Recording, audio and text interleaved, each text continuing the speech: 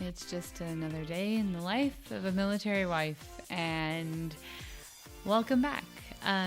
This week's episode, in a lot of ways, feels like a continuation of last week's.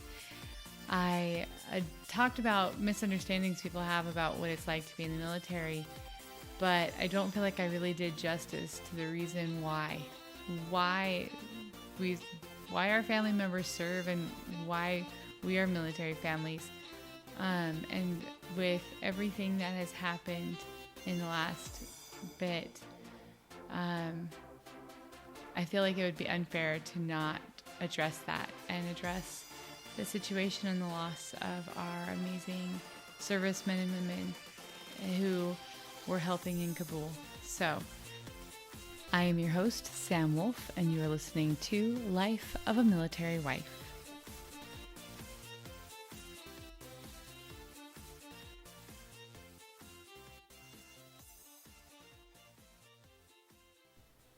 Getting started. This week's episode is probably one of the most difficult I've had to put together. It's also, I've spent more time putting research and time into this than any other one so far.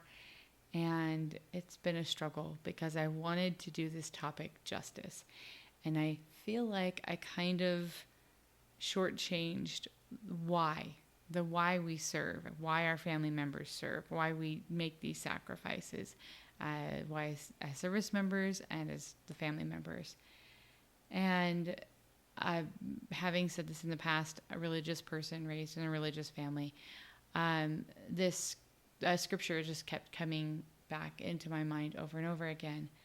And the reference will be in the description below. But it says, "But before ye seek for riches, seek ye for the kingdom of God. And after ye have obtained a hope in Christ, ye shall obtain riches, if ye seek them.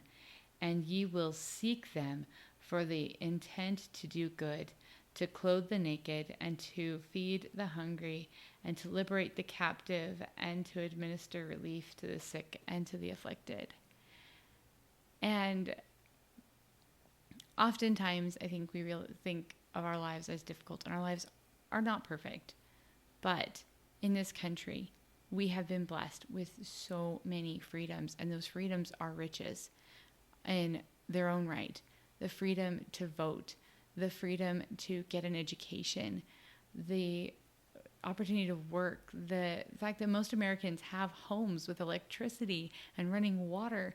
These are freedoms and riches that so many in the world do not have.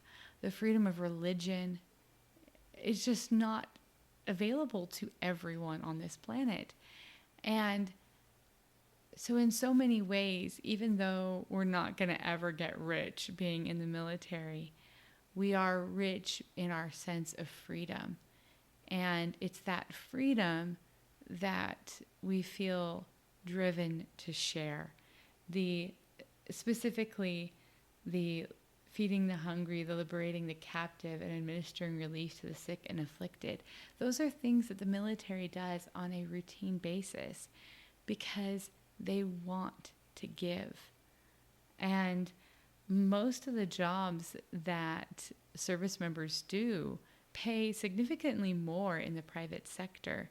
But the reason why they're doing it in the military versus the private sector is because they want to serve. They want to protect. They have that sense of pride and desire to help their fellow human beings on this planet. And this last week or so, it has become very evident in the actions of the men and women who were aiding in the evacuations in Kabul. And this hits really far more close to home than I care to elaborate on. But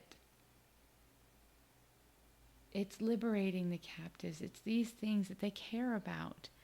And I want to talk about those brave men and women. And I am not going to have enough time to do their whole lives justice, all 13 of them. But I want to just share what their words were, what their families' words were, what their reasons for doing what they did was. And again, not everyone we have a lot of information on, because some of them, their families want privacy. Their families are struggling. This is not an easy time for them. And so there isn't a lot known about some of them. So I'm going to share what I have. But they're still people. They're human beings. They gave a lot. But the 13 that I'm covering aren't the only ones who gave all in that attack.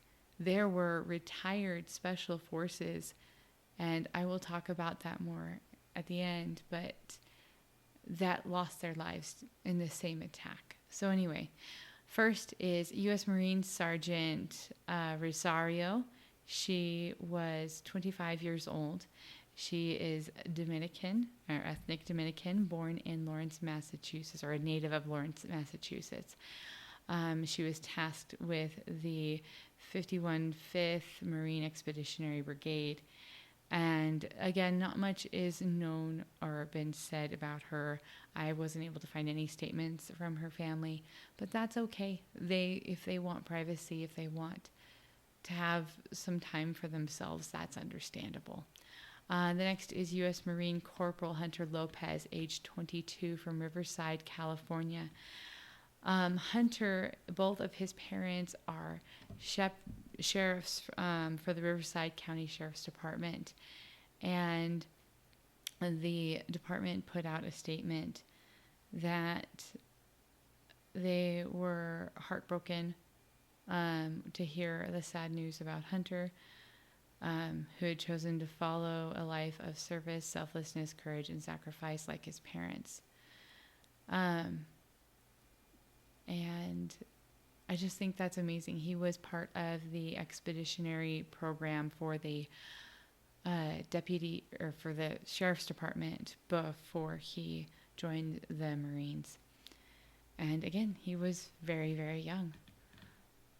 The next individual is U.S. Marine Lance Corporal Kareem Nikaru. I hope I'm saying that right. Age 22. It was really hard. His father didn't realize what had happened until a bunch of Marines showed up at his door to let him know, because he's in California, from California, and that's where they were stationed. They wanted to tell him themselves. He said that he was honored to have these boys in his home, and that it was hard for him to handle, but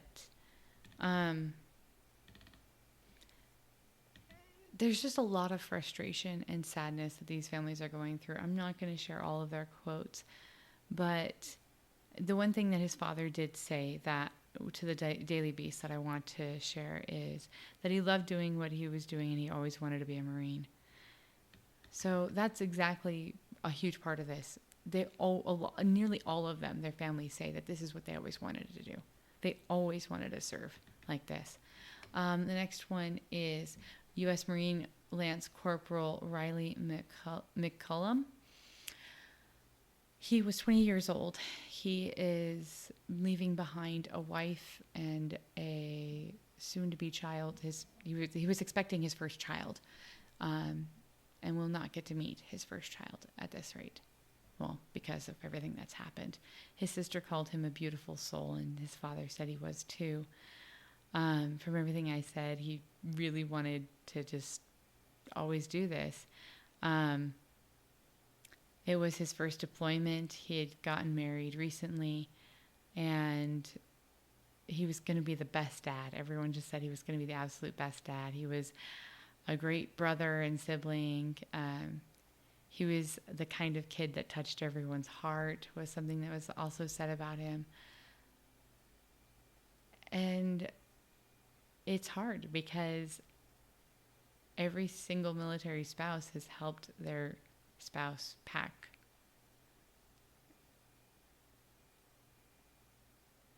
And you know that she probably did too. But one thing I can say about this situation is there has been a lot of outreach for the community for his wife and their baby. And there is a GoFundMe that's been set up, baby registry that's been well filled out. But yeah, there's always someone left behind. U.S. Marine Lance Corporal, Jared Schmidt, 20, was from St. Charles, Missouri. And according to his father, it was just incredibly devastating. And they just they were heartbroken when they found out. His dad also said, "I can't even hold a candle to that young man. He taught me so much. He's one heck of an American." I don't cuss. He said a different word. A true hero in every sense. And again, he was just 20 years old. U.S. Marine Lance Corporal David Espinosa, also 20 years old. And his mom said that he was a great kid. She never had any trouble with him, nothing. He never got in trouble. He was a great guy, and she was very proud of him. And it was just a complete shock for her too. U.S. Navy, Maxton Savaki, he was there helping out. They called him the Devil Doc. He was a Navy corpsman. He was a medic, I believe. And his sister put some statements about how just devastated she was at losing him. He had, if I remember right, and I'm going to double check this, but I believe he had like a dozen siblings or something. He's got a really big family. And anyway, no, he didn't have, he's not the one with 12 siblings. It was someone else. But anyway, again, I've read a lot of these bios in the last little bit. But they released a statement saying that he was a wonderful son who loved his family, his community, and was very proud to serve in the U.S. military.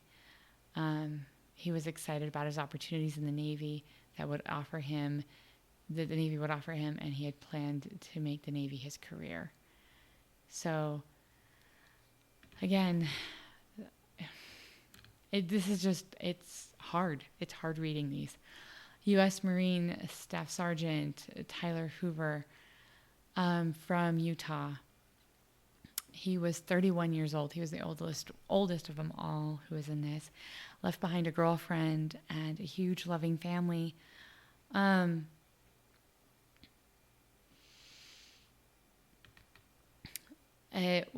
was just a ton of tributes put to him. Like literally, I found so much on this.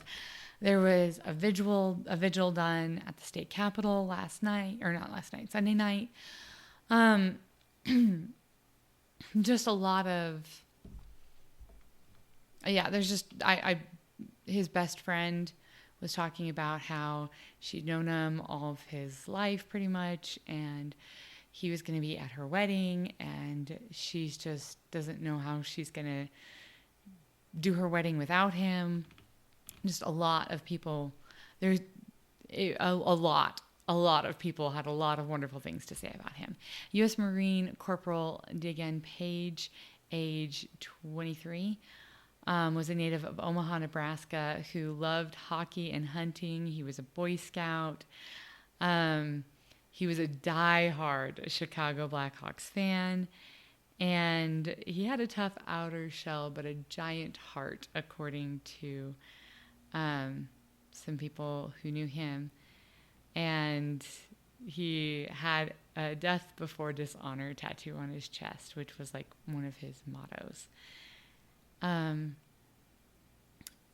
He has 2 younger siblings who absolutely loved him and are going to miss him. U.S. Army Ryan Noss 23, I'm assuming is how you say that last name. And he was, according to those who knew him, his grandfather particularly said that he was a motivated young man who loved his country. He was from Knoxville, Tennessee, and was hoping to end up in Washington, D.C. He left behind a wife who, she said that for him, it was the ultimate honor he could to give back to his country. The last thing that he texted her was, "Hey, I love you when you get or the last thing she texted him was, "Hey, I love you when you get a chance. I know you're busy, but if you could just let me know that you're okay." And he never got the chance to respond. She said that she was the only person he was scared of, that he absolutely did not question his job. He loved it. And that if they needed him in the middle of the night, in the middle of the woods at 4 a.m., he'd be there. And if they needed him in Afghanistan in 30 minutes, he'd be there too. U.S. Marine Corporal Roberto Sanchez. I was not able to find much information about him. He was from Logansport, Indiana, and had only been out of high school for 4 years. U.S. Marine Sergeant Nicole Gee. Her husband is also a Marine. She absolutely loved her work and had been photoed on the Department of Defense helping people onto the plane. And then just a day or so before she passed away, she had put a picture of herself holding an Afghan baby up on Instagram with the caption, "I love my job." And she was a maintenance technician. She was from Oakmont High School or graduated from Oakmont High School. Her husband had graduated from there before. They're both from California. And, she's leaving behind a husband. Corporal Dallin Marola is from Los Osos, or he graduated from Los Osos High School. Don't have a lot of information. He's from Los Angeles, I believe. I could be completely wrong. Anyway, I didn't have a lot of information on him, but there was a quote from someone who knew him from his high school that said a lot of our students in community are committed to the military after they get into high school, and they're proud of them all, but their hearts go out to him and his family. And it's unfortunate to have a Gold Star family in the district. But yeah, there was 13 of them, and that's not even everyone who lost their life that day.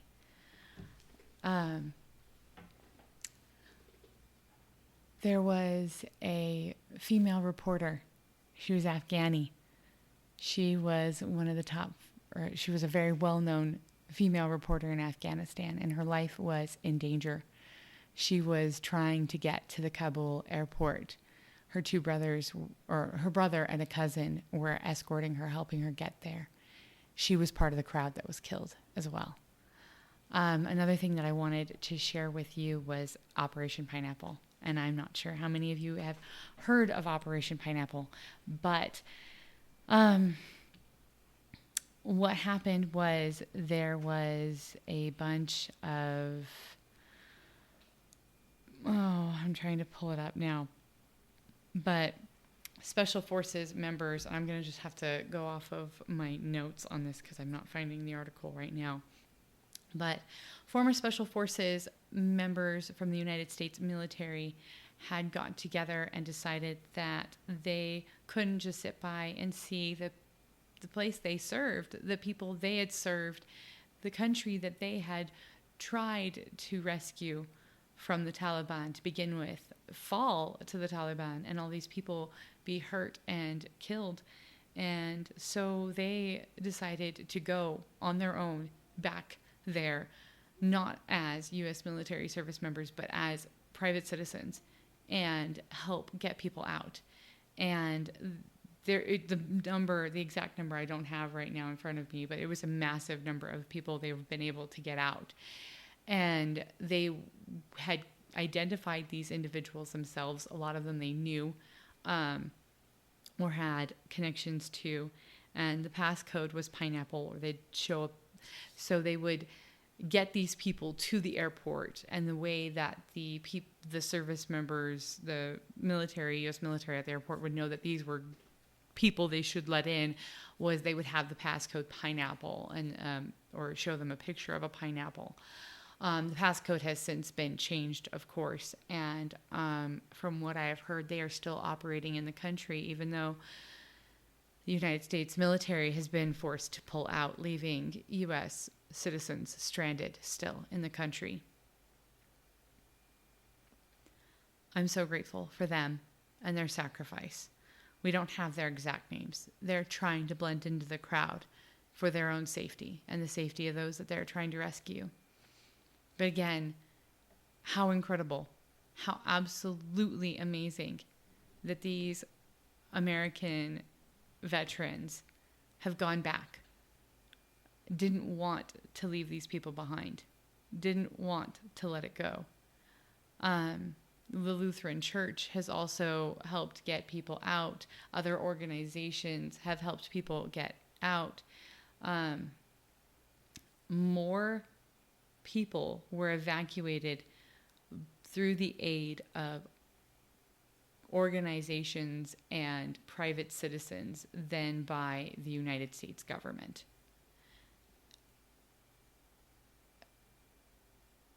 It's just hard, but there's a reason why we do this.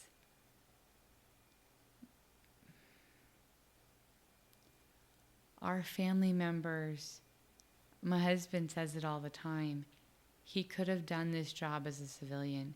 He could have done a lot of jobs as a civilian. He wants to protect and serve. They want to be there helping people. And if there are women and children and families running away from terrorists, almost any U.S. service member I've ever met wants to stand in between them and the terrorists.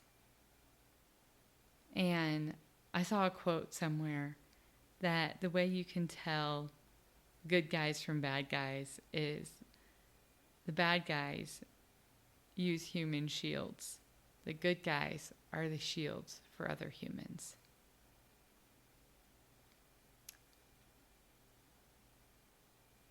And there's another aspect to all of this. The whole veteran and military community is really struggled with everything because so many have invested so much for so long to help this country rebuild. In such a short time, we feel like we have lost a lot. And I've heard people say that they wonder if all of those lives lost were worth it, if this is how it was going to end. And when you hear stories about the teenage female robotics team that made it out, females, girls from Afghanistan that weren't even alive when this all happened, when this all started, now have a chance to become engineers because of the opportunities they were given. It's hard the way things have ended, or not ended, but the way things are right now. But it's important to realize that those sacrifices that have made were for a reason and still have value. As I was preparing this, I was talking with my husband about part of the reason why we serve. There is a sacred trust in the military. between the service members and the elected officials who make the decisions on where they go and what they do. And that sacred trust is important because we're not giving our sons and daughters and husbands and wives and brothers and sisters lives for no reason. They're not giving their lives for no reason. It's to make this world a better place. And it's important for those who are making those decisions to understand the motivation of those who are putting their lives on the line. And that they want it to count. They want it to stand for something. And I just keep going back to that song, that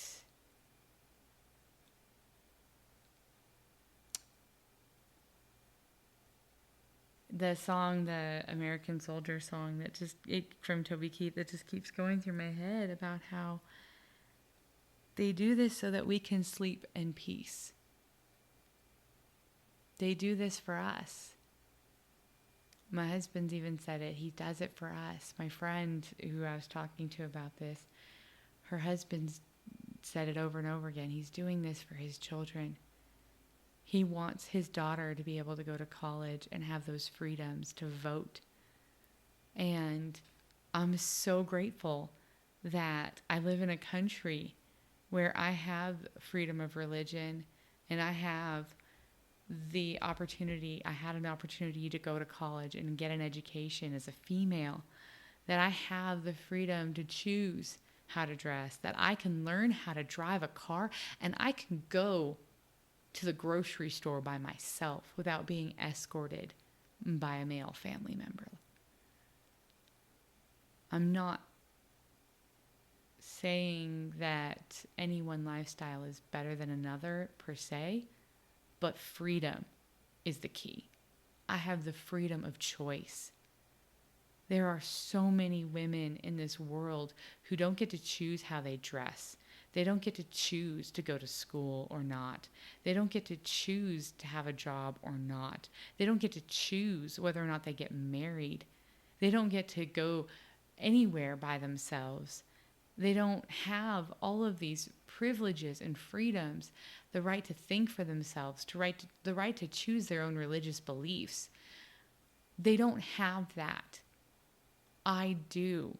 And I have that because of the amazing men and women who have sacrificed from the foundation of our country until now to make sure I have those freedoms. And there's not enough that I can do as an American citizen to pay them back. But one thing I can do is be an informed voter. One thing I can do is help others around me. And so part of what I want to talk about in wrapping this up is that what we need to take away from everything that happened in Kabul, what I feel needs to be the takeaway from this, is not how dare you make X, Y, and Z decision that was a loss of life of X a number of service members or civilians. What can we as individuals do now?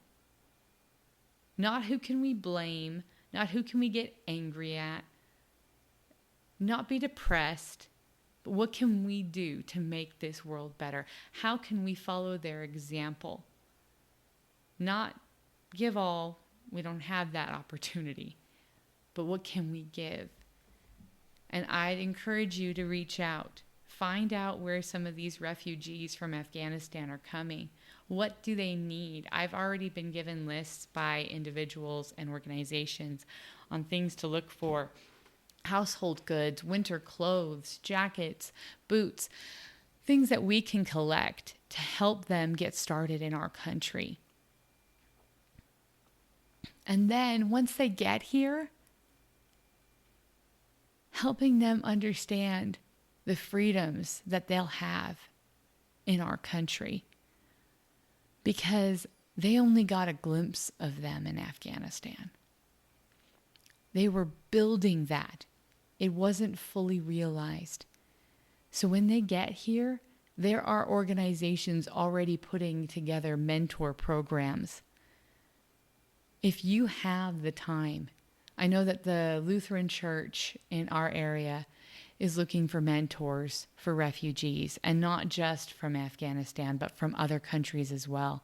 If you have the time to dedicate, it's 1 hour a week to help them out and get adjusted and get their feet under them and figure out what it's like to be in America.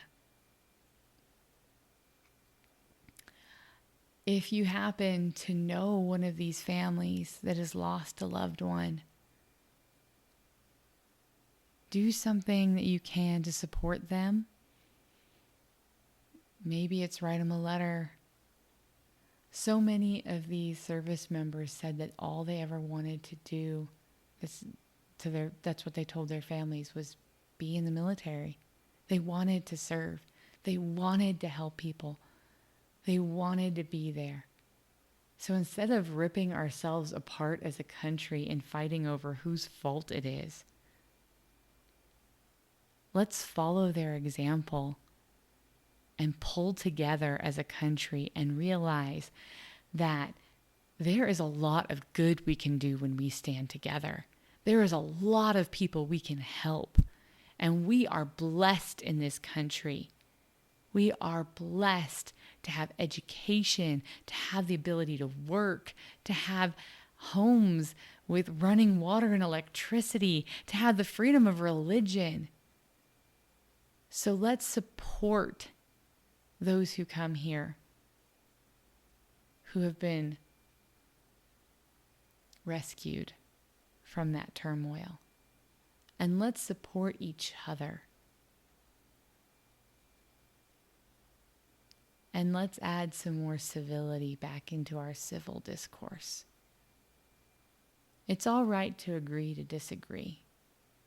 But can we disagree appropriately, please? Anyway, that is a lot to unload in 1 week. But I didn't think I could. I felt like something had to be said, that I couldn't just let this topic go. Let this moment in time go unaddressed. So to those families, the families of the individuals who were hurt, and to the individuals who were lost at Kabul, and to all of those who were left behind and are still trying to get back to freedom, I'm praying for you. I hope the rest of America is too. With that, I am your host, Sam Wolf, and this is Life of a Military Wife.